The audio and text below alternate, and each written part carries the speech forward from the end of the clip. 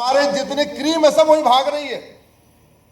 मैं आपसे पूछता हूं, मन से भी पूछता हूं, आपको भारत में 1 लाख रुपए की सैलरी मिले, ध्यान से सुनिए, भारत में 1 लाख रुपए पर मंथ की सैलरी मिले, आपको जापान में, सिंगापुर में 2 लाख रुपए पर मंथ की सैलरी मिले, और आपको पाकिस्तान, अफगानिस्तान, बांग्लादेश में 3 लाख रुपए हर महीने की सैलरी मिले, आप अपनी बहन बेटी लेके कहां जाओगे? जरा जोर से बताओ। हिंदुस्तान। हम तो हिंदुस्तान। कहां जाओगे? भारत। चलो आपको प्रणाम करता हूं कि आप 2 लाख वाली छोड़ के जाओगे। एक बार अपने बच्चों से सवाल पूछना, आपके बच्चे क्या जवाब देंगे? यंग, ये 30 साल से ऊपर वाले बताएं। 1 लाख की सैलरी भारत में, 2 लाख की सैलरी सिंगापुर, जापान में, 3 लाख की सैलरी पाकिस्तान, अफगानिस्तान, बांग्लादेश में। आप 3 लाख वाली सैलरी में जाओगे, 2 लाख वाली सैलरी में जाओगे? जोर से बोलो जरा। 1 लाख भारत में रहेंगे। ईमानदार है। तो आपको सबसे पहले क्या चाहिए? सिक्योरिटी।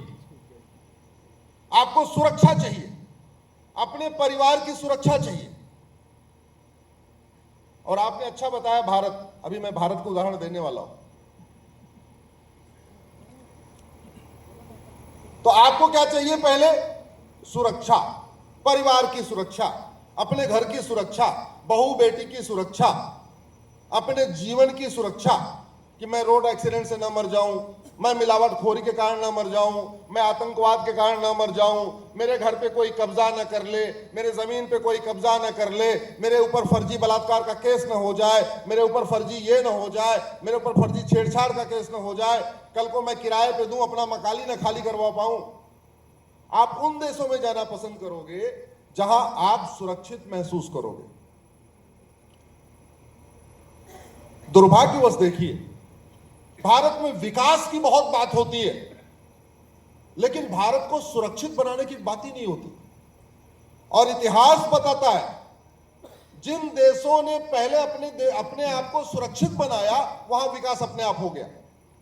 विकास करने से देश सुरक्षित नहीं होता, लेकिन देश को सुरक्षित बनाने से विकास होता है। इसका हमारे पास 2 एग्जाम्पल है, दुबई और सिंगापुर। दुबई में कुछ नहीं था, बालू के टीले के अलावा कुछ नहीं था। जो लोग दुबई गए होंगे उनको पता है, 50 साल पहले दुबई केवल और केवल रेगिस्तान था, कुछ नहीं था। उन्होंने सबसे पहले दुबई में ऐसा सिस्टम लागू किया कि चोरी करने के पहले लोगों के रोए खड़े हो जाए। उन्होंने दुबई में ऐसा सिस्टम लागू किया कि किसी की बहन बेटी को छेड़ने के पहले उसके चक्कर आ जाए। ऐसा खौफ क्रिएट किया, और 50 साल में दुबई दुनिया का सबसे बड़ा डेस्टिनेशन बन गया। और दिल्ली के लोग शिफ्ट हो रहे हैं दुबई, कलकत्ता के लोग शिफ्ट हो रहे हैं दुबई, मुंबई के लोग, बड़े बड़े अरबपति शिफ्ट हो रहे हैं दुबई। वो समाजवादी हैं, अम्बेडकरवादी हैं, लोहियावादी हैं, या कोई भी वादी है, वास्तविकता यह है, भारत छोड़ के दुबई जा रहे हैं, भारत छोड़ के सिंगापुर जा रहे हैं, भारत छोड़ के ऑस्ट्रेलिया जा रहे हैं।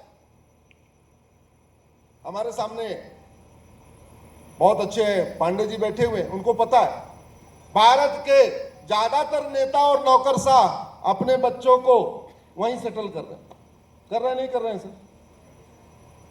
ज्यादातर।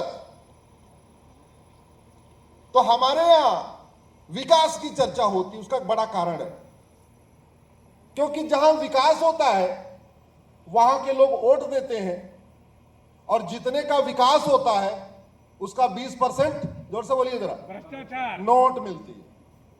इसलिए विकास की खूब बात होती है। क्यों? जहां से स्कूल बनेगा वहां के लोग वोट देंगे, जितने का टेंडर होगा उसका 20% वापस।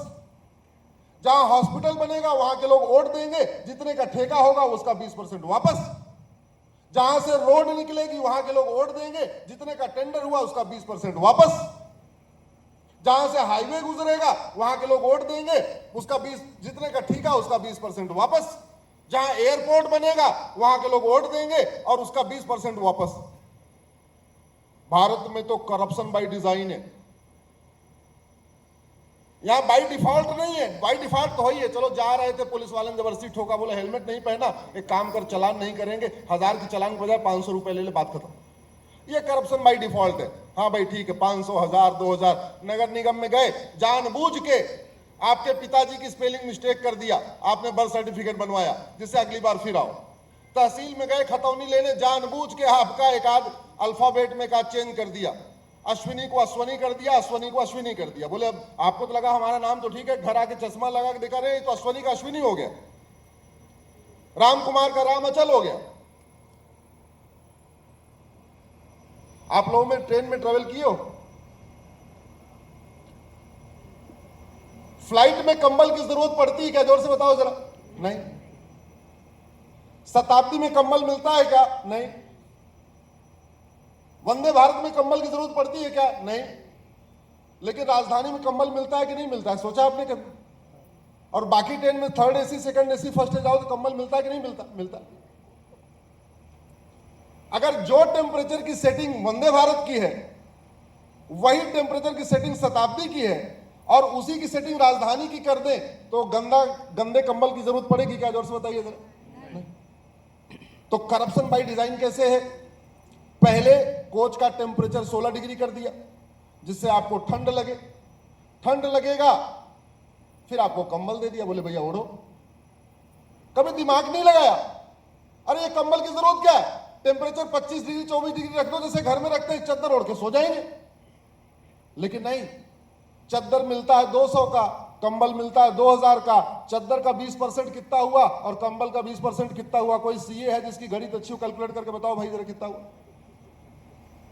अंतर है कि नहीं? कमीशन में है।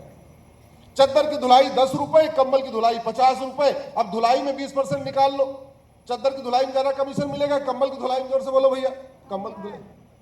इसलिए जबरदस्ती पूरी दुनिया में ना अमेरिका में कंबल मिलता है, ना यूरोप में कंबल मिलता है, ना जापान में कंबल मिलता है। हर जगह ट्रेन का टेम्परेचर 24-25 रखा जाता है। जापान में तो 27 रखने लग गए आजकल। लेकिन हमारे यहां कंबल, जिससे कि कंबल की खरीद बिक्री होती रहे। सड़क बनाएंगे, पहले सड़क बनेगी तो नाली नहीं बनेगी जिससे कि पानी लगे उसके ऊपर। तो पानी लगेगा, टूटेगा तो अगले बार टेंडर हो जाएगा सड़क रिपेयरिंग का। अगली बार 2 टेंडर होगा, अगली बारिश के बाद एक सड़क बनाने, एक रिपेयरिंग का टेंडर, दूसरा बगल में नाली बनाने का टेंडर। उसके बाद अगले साल एक नया टेंडर होगा कि सड़क को खोदो, इसमें से हमको बिजली का तार डालना है। अगले साल एक और टेंडर होगा, सड़क को तोड़ो, इसमें डाटा केबल डालना। अगले साल एक और टेंडर होगा, अरे सड़क को अभी इसमें सीवर लाइन तो डाला नहीं था। तो जब तक 5 साल में कम से कम 5 बार टेंडर ना हो जाए और 5 अलग अलग तरीके का टेंडर ना हो जाए तब तक पेट भरता है क्या? जोर से बोलो जरा। ये जितना चल रहा है ये 20% है किसका? आपका बेटा एक बार 500 रुपए मांगता है, अगले दिन 500 मांगता है तो आप पूछते हो कल तो 500 दिया था, आज फिर क्या लिए 500 मांग रहा? मैं पूछते हो नहीं पूछते हो? अरे बेटा तो छोड़ो, कई बार मैं मांगता हूं, मेरी पत्नी पूछ देती है कल तो 500 ले गए था, आज क्या लिए 500 मांग रहे हो?